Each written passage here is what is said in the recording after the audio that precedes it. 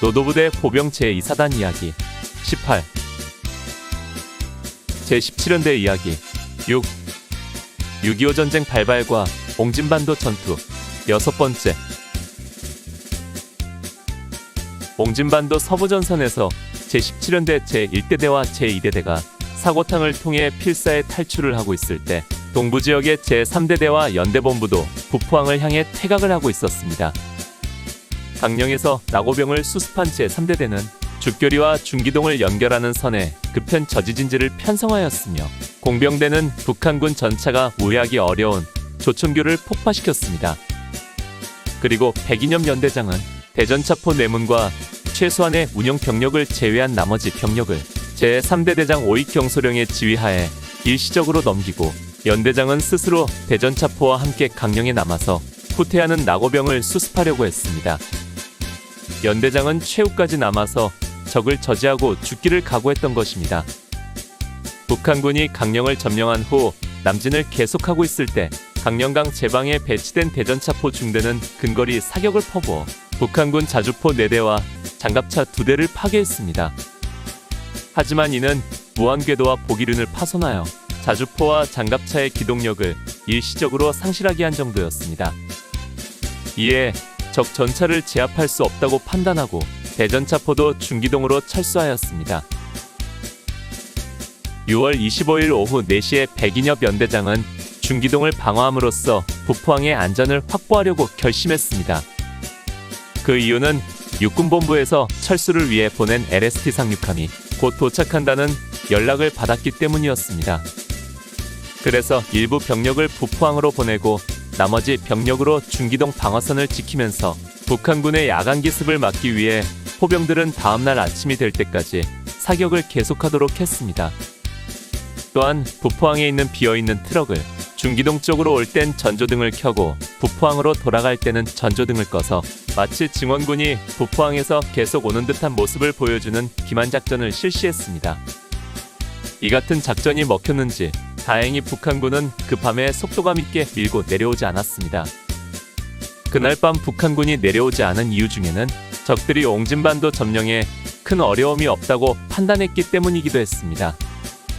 이 같은 상황 판단 아래 북한군 전투주력인 제6사단 제14연대가 강령을 점령한 후 38경비 제3여단에 작전지역을 인계하고 6월 25일 오후에 해주를 경유해서 한국군 제1사단 작전지역인 영정포로 이동할 계획이었던 것입니다.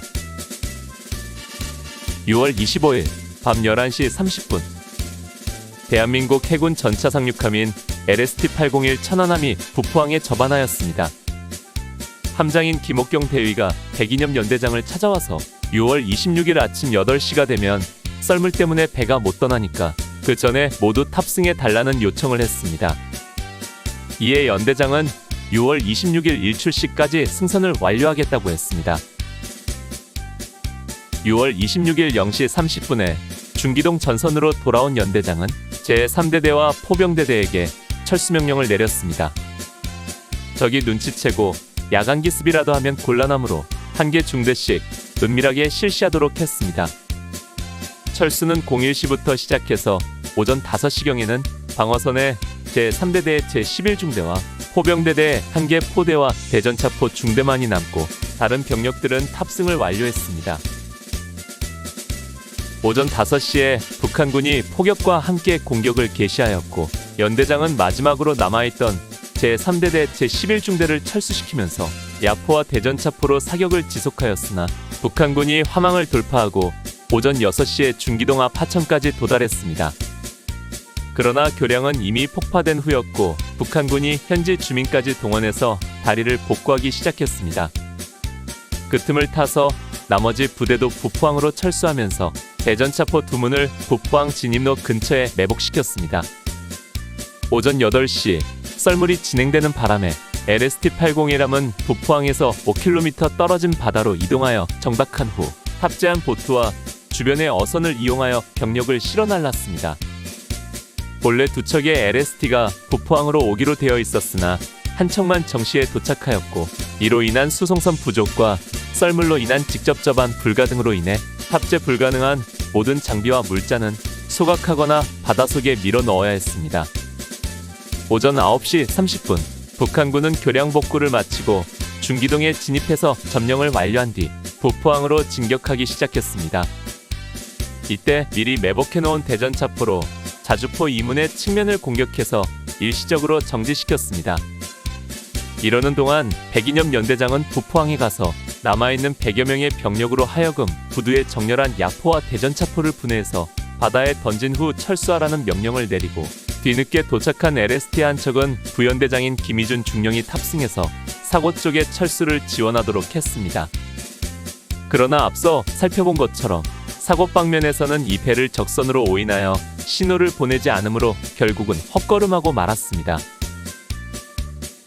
오전 10시 30분 북한군이 부포항 코앞까지 접근하자 앞서 화포 파기 때 남겨놓은 M3 105mm 경곡사포 한 문과 약간의 포탄을 사용해서 연대장 백인엽 대령과 제7 야전포병 대대장 박정호 소령은 북한군이 부포항 부근까지 접근하지 못하도록 엄호 사격하면서 잔여 병력에게 남은 어선을 타고 철수를 지시했습니다.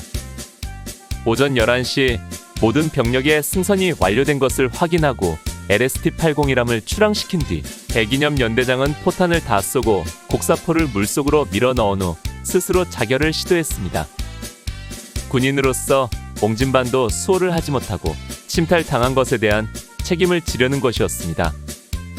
그러나 포대장 박정호 소령은 후위를 기약하자며 눈물로 연대장을 설득했고, 결국 연대장은 자결을 포기한 후 두 사람은 조각배를 타고 부포항을 떠나게 됩니다.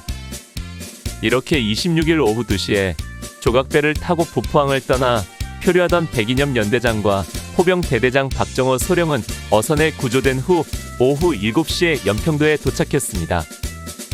이후 신성모 국방부 장관으로부터 백인엽 대령을 구출하라는 명령을 받은 소해함 JMS-302함과 JMS-307함이 연평도에 접안하였고, 백인엽 대령과 박정호 소령 및 부하 40명은 해군 소해정의 구출을 받아 6월 27일 오전 2시에 연평도를 출발, 6월 27일 오전 8시에 인천에 도착했습니다. 곧바로 육군본부에 철수 결과를 보고하였고, 육보는 제17연대를 예비연대로 변경하였습니다. 이후 보병 제17연대는 인천으로 철수한 연봉과 제3대대, 군산으로 퇴각한 제1대대와 제2대대 병력이 대전 선화국민학교로 이동 집결하여 재편성한 뒤 다시 전선에 투입되게 됩니다. 이렇게 제17연대의 옹진반도 전투가 끝나게 됩니다.